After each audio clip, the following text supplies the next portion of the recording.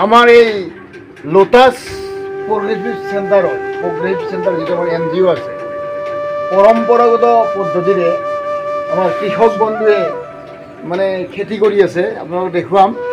প্ৰথমতে তেখেতে সাৰ প্ৰস্তুত কৰি আছে। এইটো ভাৰ্মি কম্পষ্ট কেঁচু মতা সাৰৰ লগত কি মানে যোগ কৰিছে? ভাৰ্মি কম্পষ্ট কেঁচু মানে ইয়াৰ লগত কি মানে কপৌতিক আৰু কেঁচু সাৰ তালে বেলেগ বস্তু একো নাই। মানে কপৌতিক আৰু কেঁচু সাৰ মিক্স কৰিছে আৰু এইটো মানে ঠিক এইটো ভাৰ্মি কম্পষ্টহে হ'ব। ভাৰ্মি কম্পষ্ট আৰু ককোপিট মিক্স কৰি পেলাই আমি ইয়াতে এতিয়া আমি তাৰপিছত আমি গুটি দিম। এতিয়া আমি গুটি দিম এইবিলাকত মানে ইয়াতে আগে এইটো দি ভাৰ্মি কম্পষ্টটো এনেকৈ দি ইয়াতে আপোনালোকে বীজ মানে ৰোপণ কৰিব। ইয়াতে কিহৰ বীজ মানে ৰোপণ কৰিব আপোনালোকে? অমিতা বা জলকীয়া বিভিন্ন কবিৰ গুটিও যে ছিজন আহিছে আৰু আপোনালোকক মই এতিয়া খাম দেখাবলৈ গৈ আছোঁ ফ্ৰেণ্ডছ। আমাৰ এই পৰম্পৰাগত পদ্ধতিৰে আমাৰ যিটো lotus progressive centre NGO Nalbari ডিষ্ট্ৰিক্টৰ আৰু মৰুৱা গাঁৱত অৱস্থিত, তেখেতসকলে বিভিন্ন ধৰণৰ পৰম্পৰাগত পদ্ধতিৰে মানে খেতি কৰিছে আৰু যিটো জৈৱিক মানে সাৰ প্ৰয়োগ কৰি খেতি কৰিছে, য'ত মানে কোনো ধৰণৰ পাৰ্শ্বক্ৰিয়া নহয়।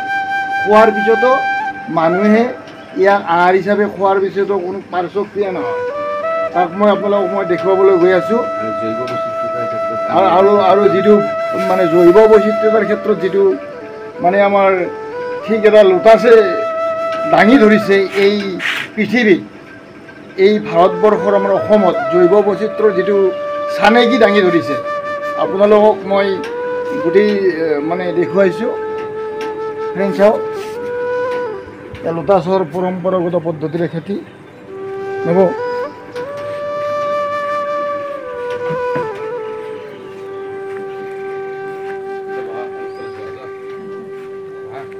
এইটো মানে এইটো জিকা নহয়, এইটো নব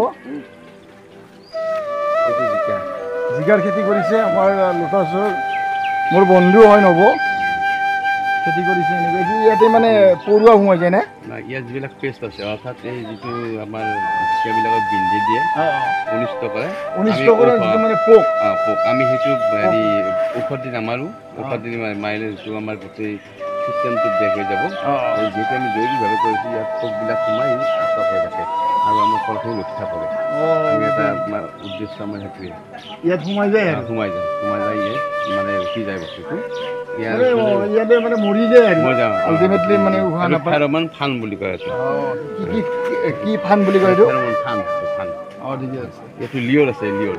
এই লিঅ'ৰটো এই পোকটো মানে ইয়াতে চেণ্ট এটা আহে, এই চেণ্টটো পালে পোকটো এই ইয়াৰ পৰা অৰ্থাৎ জিকাৰ পৰা ড্ৰাইভাৰ দি ইয়াত সোমাই যায়।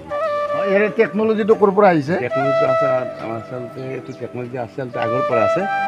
অলপ কষ্টলিৰ কাৰণে মানুহবিলাকে এইবিলাক ব্যৱহাৰ নকৰে। তেওঁলোকে যধে মধে আমাৰ পেষ্টিচাইড যিহেতু আমাৰ এইটো NGO মানে এইটো মানে জৈৱ বৈচিত্ৰৰ ক্ষেত্ৰত যিহেতু মানে ঠিক আগবাঢ়ি গৈছে, আমাৰ মানে যিটো ৰক্ষা কৰাৰ কাৰণে মানে বায়'ডাইভাৰ্চিটি যিটো ৰক্ষা কৰাৰ কাৰণে আগবাঢ়ি গৈছে, লোটাছে বিভিন্ন পদ্ধতি অৱলম্বন কৰি, অৰ্থাৎ কীটনাশক দ্ৰব্য প্ৰয়োগ নকৰাকৈ এনেকৈ পোক মানে ইয়াতে পৰি মৰে, মানে কৃষিৰ যিটো অনিষ্টকাৰী পোক।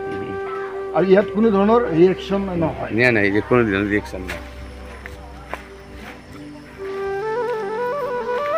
চাওক, এয়া অমিতাৰ পুলি ইয়াতে বনাইছে। এইটো মানে মাটিটো কি? এইটো মাটিটো আমাৰ এই মাটিয়ে। ইয়াত আমি এইটো পাই দিছোঁ যাতে বোনবিলাকে বেছি আক্ৰমণ কৰিব নোৱাৰে।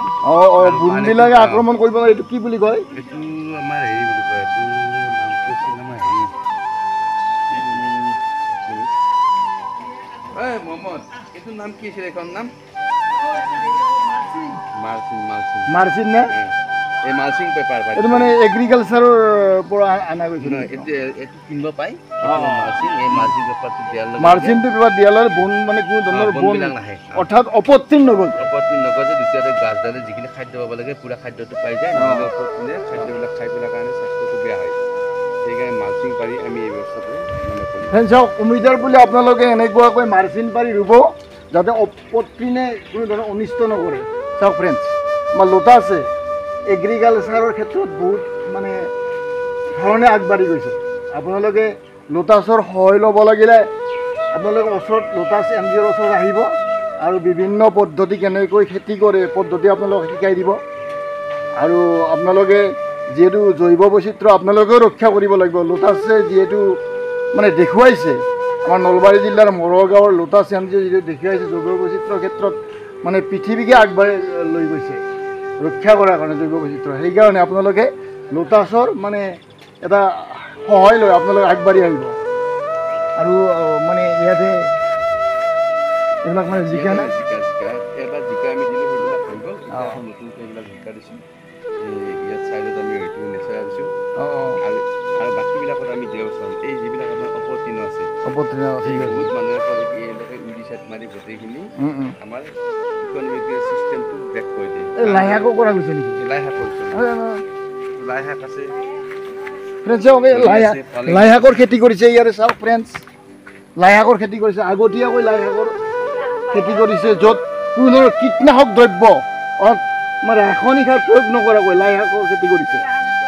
মানে জৈৱ বৈচিত্ৰ্য ৰক্ষাৰ অৰ্থে মানে আমাৰ লোটাছ প্ৰগ্ৰেছিভ চেণ্টাৰ NGO আমাৰ এটা নিদৰ্শন দাঙি ধৰিছে যে জৈৱ বৈচিত্ৰ্য ৰক্ষা কৰি মানে কৃষিৰ ক্ষেত্ৰত আগবাঢ়ি যায়।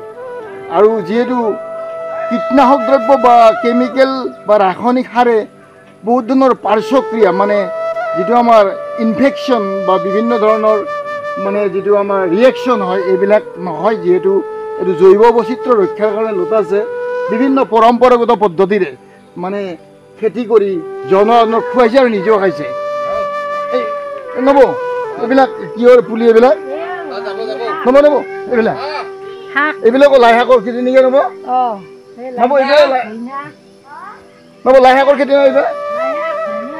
ধনিয়া, ইয়াত ধনিয়াও কৰিছে নব? এইবিলাক চাওক ফ্ৰেণ্ডছ, এইবিলাক মানে জৈৱিক সাৰ প্ৰয়োগ কৰি ভাৰ্মি কম্পষ্ট সাৰ প্ৰয়োগ কৰি এজনৰ বেঙেনাৰ পুলি আৰু এইটো ভোট জলকীয়াৰ পুলি আৰু এইটো পানীলাওৰ পুলি নেকি হ'ব। আৰু তেখেতসকলে বিধানৰ কাৰণে বেঙেনা আনিছে, ভেন্দি এইবিলাক চিট, ইয়াতে মানে জলকীয়া এইবিলাক ফ্ৰেণ্ডছ চাওক, নাৰিকল এইবিলাক এই পুলি বনাইছে। আৰু নব এইবিলাক কিহৰ আছিলে?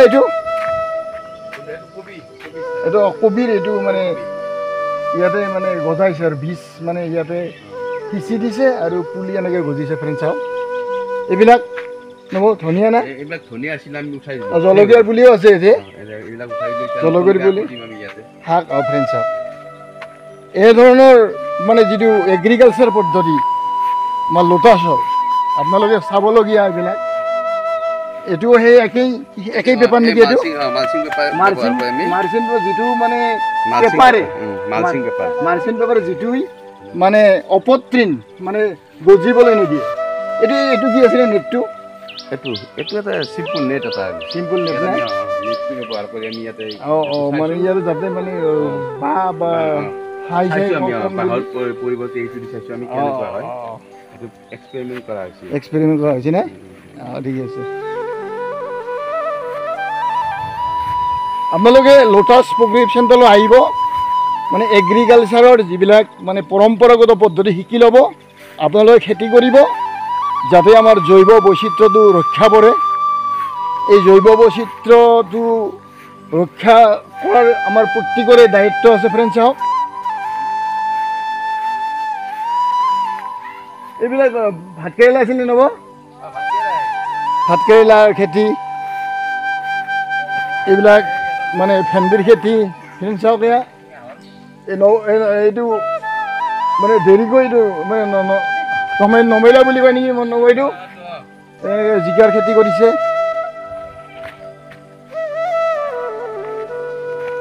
বেঙেনাৰ পুলি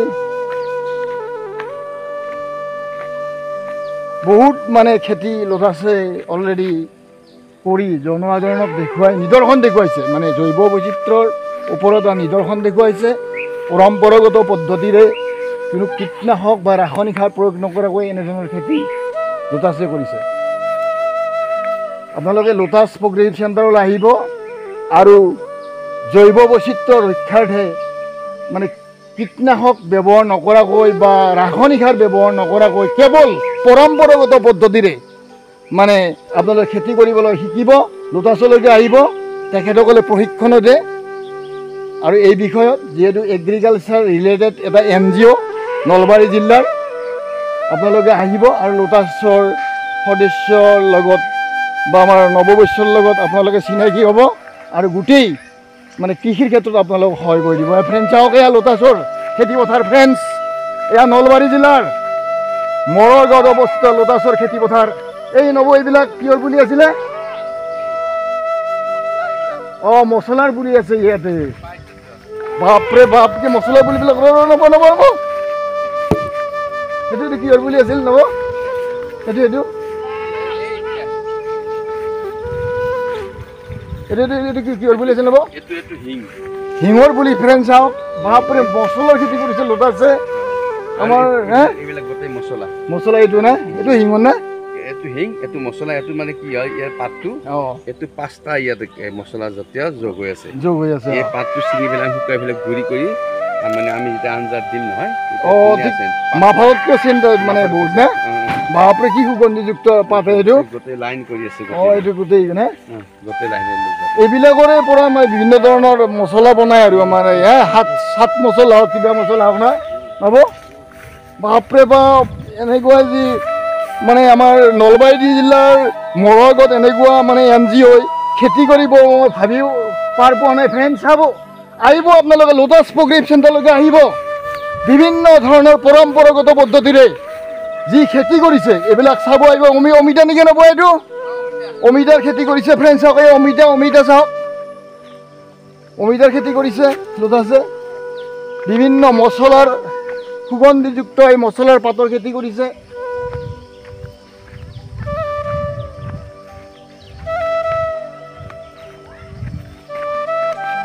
আৰু এইপিনে খেতি আছিল না আমাৰ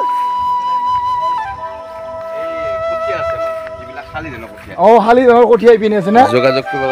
লোটাছে অকল যি চব্জিৰ খেতি কৰিছে এইটো নহয়, যে তেখেতসকলে মানে এতিয়া আমাৰ পৰম্পৰাগত মানে যিটো ধানৰ খেতি, শালি ধানৰ মানে খেতি, আহু মানে যিটো খেতি সেইটো গ'ল, এতিয়া আহিছে মানে এতিয়া শালি ধান ৰুব।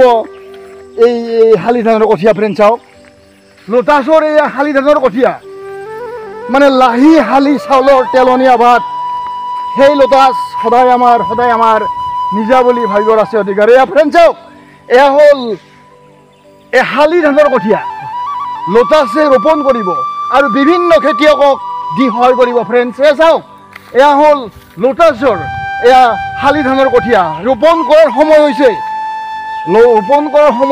একদম উপযুক্ত সময়। এই সময়ত কৃষকক মানে তেখেতলোকে ভগাই দিব, নিজেও ৰুব, ৰোপণ কৰিব। এয়া ফ্ৰেণ্ডছ চাওক, শালি ধানৰ এয়া কঠীয়া তলি। ফ্ৰেণ্ডছে লোটাছৰ এয়া বিভিন্ন স্থানত তেখেতসকলে বিভিন্ন ধৰণৰ খেতিত এয়া মানে উজ্বলাই পেলাইছে। লোটাছে ইয়াতে মানে কলৰ খেতি কৰিছে। কল এয়া জাহাজী কল। ফ্ৰেণ্ডছ চাওক, লোটাছে এনে শাৰী পাতি শাৰী কৰি খেতি কৰিছে ইয়াতে। চাওক ফ্ৰেণ্ডছ চাওক, এয়া লোটাছৰ মানে যিটো কলৰ বাগিচা ইয়াতে তৈয়াৰ কৰিছে। এটা সময়ত ইয়াত নেমুৰ বাগিচা আছিল। ফ্ৰেণ্ডছ, ইয়াতেও শালি ধানৰ কঠীয়া আছে। ফ্ৰেণ্ডছ, অলপ আগত লোটাছে বিভিন্ন স্থানত মানে বিভিন্ন ধৰণৰ ইয়াতে বিভিন্ন প্ৰকাৰৰ খেতি কৰিছে, পৰম্পৰাগত পদ্ধতিৰে খেতি কৰিছে। ফ্ৰেণ্ডছ, এয়া চাওক শালি ধানৰ কঠীয়া লোটাছৰ। চাওক ফ্ৰেণ্ডছ, ইয়াতেও শালি ধানৰ কঠীয়া ৰোপণ কৰিছে, কৃষক দিব। ফ্ৰেণ্ডছ চাওক, এয়া শালি ধানৰ কঠীয়া। ফ্ৰেণ্ডছ, আপোনালোকে আহিব নলবাৰী জিলাৰ লোটাছ প্ৰগ্ৰেটিভ চেণ্টাৰলৈ আহিব। বিভিন্ন কৃষি বিষয়ৰ যিটো জ্ঞান আপোনালোকে আৰ্জন কৰিব। আপোনালোকে খেতি কৰিব লাগিব, আপোনালোকে উৎপাদনমুখী হ'ব লাগিব। উৎপাদনমুখী মানুহে বা উৎপাদনমুখী এটা জাতিয়ে আমাৰ দেশ এখন ৰক্ষা কৰিব পাৰে বা পৃথিৱী এখনক ৰক্ষা কৰিব পাৰে। ফ্ৰেণ্ডছ, আপোনালোকে লোটাছ প্ৰগ্ৰেছিভ চেণ্টাৰলৈকে আহিব আৰু পৰম্পৰাগতভাৱে কৃষি কৰা যিটো পদ্ধতি আপোনালোকে শিকি ল'ব এয়া মোৰ আহ্বান থাকিল। ধন্যবাদ ফ্ৰেণ্ডছ।